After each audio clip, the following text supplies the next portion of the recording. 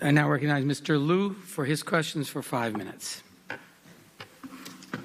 I want to thank Chairman Nadler and Subcommittee Chair Bass for your excellent leadership on this outstanding legislation.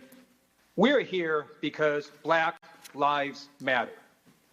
And most Republican officials have been unable to say those 3 words. The President has been unable to say it. The Attorney General hasn't said it. And the overwhelming majority of Republican senators and House members have not said it. Why does this matter? Because you can't fix the problem if you can't even identify the problem. This is not a problem of a few bad apples. This is systematic institutional racism against Black Americans. Our life is precious. Black lives are subjected to much higher risk of brutality from the police than white lives. That's what the data shows. We know, for example, that Black Americans are killed at a rate twice as high from police than white Americans. Our government murdered George Floyd and countless Black Americans. And it wasn't one rogue cop who put his knee on George Floyd's neck. There were an additional 2 police officers who had their knees on George Floyd's body, and then a 4th officer who stood as a lookout, and then a Minneapolis Police Department spokesperson who gave a completely misleading initial account of what happened. And then there were the officers and civilians at the department who knew about the 18 misconduct claims against Derek Chauvin and didn't take strong enough action. It takes a village to allow for the persistent, systematic murder of Black Americans by our government, and this has got to stop. The Justice and Policing Act takes a critical step to stopping the state-sanctioned police brutality against Black Americans. It has a lot of great provisions. First one I'd like to focus on is training. Now, is training going to stop bad cops from doing bad things? No. But it might help good cops from doing bad things. I note for the record that in terms of training hours, according to the Bureau of Justice Statistics, police recruits spend on average 840 hours in basic training and 500 hours in field training for a total of 1,340 hours. In California, to be a licensed cosmetologist requires 1,600 hours. So in other words, it takes more training hours to be a hairdresser than to be a police officer. Now, just as important as the number of hours is how we train our officers. I'm very pleased that this legislation requires training in racial bias, in racial profiling, and in procedural justice. My first question today is to Mr. Davis.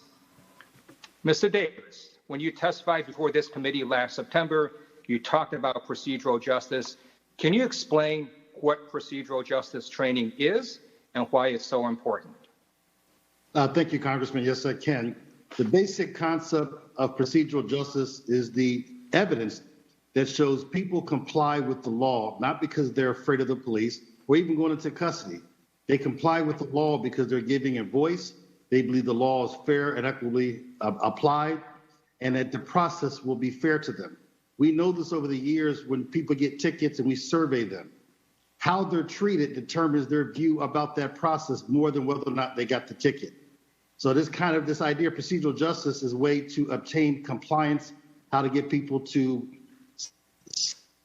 themselves, but to comply. And it should be trained so that officers know how to gain compliance, how to give people a voice, how to recognize how they treat people has a greater impact on how they respond to that authority than anything else. Thank you very much. My second question is to Ms. Ifill. Recently, Attorney General Bill Barr stated that he didn't think there was systematic racism in law enforcement systems. Do you agree with him that this is just an issue of a few rogue cops rather than the systems we currently have in place? Not only do I disagree with him, but if Attorney General Barr would consult the reports issued in his own department in pattern and practice investigations in over 24 jurisdictions throughout the country, he would learn that systemic racism actually exists in police departments around the country that has been fully investigated and found by the Department of Justice, who've sued those jurisdictions and put them under consent decree. The bad apple theory of policing reform is a failure. It looks only at individual officers instead of the system in which they operate.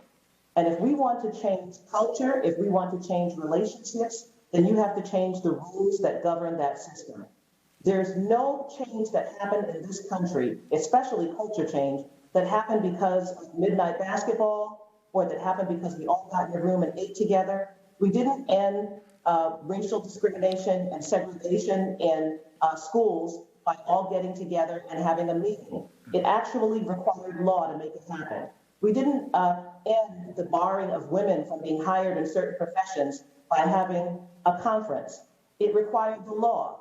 And now we have found a systemic problem that has been with us for decades that requires law to actually change the context in which policing happens in this country and to give us a chance to make and to look at public safety more broadly than we've done in the past and to make police officers accountable within that system of public safety.